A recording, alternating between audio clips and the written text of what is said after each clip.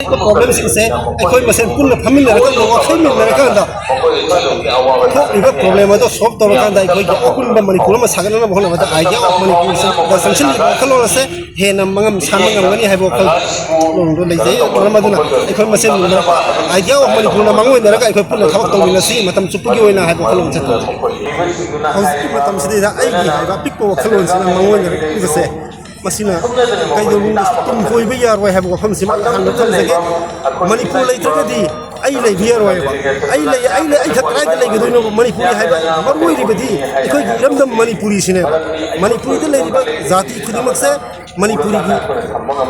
मसांग आते ने मणिपुरी दाई को पुनः लेगे है बता रगदी मणिपुरी हाले कन बताए फर्स्ट प्रायोरिटी से मणिपुरी कन बनी दरकार लेरिसी मणिपुरी कन द्रगदी आई की अपि पोखल लोंदना कजोलुंग दाई को हम सिदा पुनः हिंगमिनबा यार वह अपुन मगी सक्ति सागनना मगी दमक अखोई मसेन पुंसिनबा आइगी है बोखलोन थादोक मेरकांदा आइगी बोखलोन थादोक मेरासी अखोई मसेन पुंसिनबगी मतम मदु थेंगमलबनी अखोई मसेन पुंसिनबगी लंबी मांग हे मसेन पुंसिनबसी अदुगा अखोई अपुन मणिपुर अमगी दमक अपुन एबा अमगी दमकता अखोई पुन थबक तौमिनसी है बोखम मसे हौकी सही 2000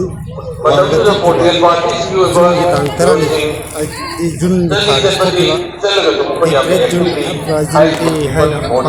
observation asida si matamda akhoi ramdam masigi ngamkhai kai bi ya bagi ki balak na tanja duda ramdam sigi ngamkhai kai bi ya roi izati mang bi ya roi habi wakhlo na mangoi nerakanda khawai kat khaba thok tara nipan ni mafam da akhoi ngasi su khun kai khun ba plet tri khoi bu mai lo singwa mutri ba makhai khoi gi niksate kasi gi lambam si da leng da le horagani hai ba se han ni sage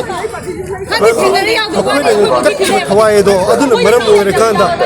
khoi gi lambam se kai da ngasi su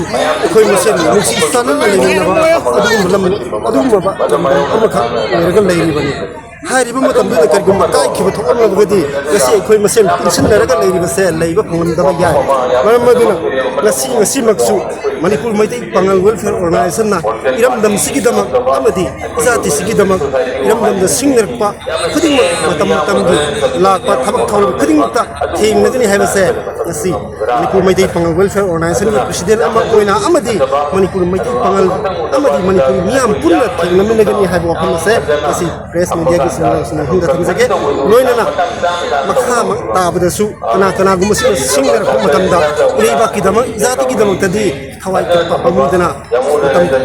पदगी one left ले हैबसे सिन media की singer हौजि मतम सिदा आइगी हाइबा पिकपो वखलोन सिना मंगोन बसे मसीना कईदों तुम कोई भी यार वह है वफम सिमा हम थंजगे मणिपुर लेत्रगदी आई ले बियर वह आई खतरा के लेगे दोनों मणिपुरी है मरवई रिबदी अखोई रमदम मणिपुरी सिने मणिपुरी तो लेरिबा जाति खुदिमक से मणिपुरी की मसांग आते ने मणिपुरी दाई को पुनः लेगे है बता रगदी मणिपुरी हाले कन बताए फर्स्ट प्रायोरिटी से मणिपुरी कन बनी दरकार लेरिसी मणिपुरी कन द्रगदी आई की अपि पोखल लोंदना कजोलुंग दाई कोई मफम सिदा पुनः हिंगमिनबा यार वय अपुन मगी सक्ति सागनना मगी दमक अखोई मसेन पुंसिनबा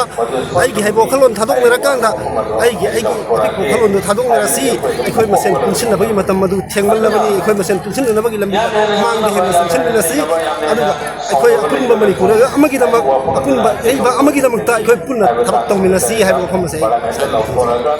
प्रॉब्लम से अखोई मसेन पुन फमिन्नरका वाखैमिन्नरका थोक्लिबा प्रॉब्लम अदो सॉल्व तौरकांदा अखोई अपुन मणिपुर मा सागनना बहना बता आइडिया ऑफ मणिपुर से द संशन वखलों से हेन मंगम सामंगमगनी हाइबो वखल लोंदो लेजै मरमदुना अखोई मसेन आइडिया ऑफ मणिपुर ना मंगोइनरका अखोई पुन थबक तौमिनसी मतम चुपगी ओइना हाइबो वखलों से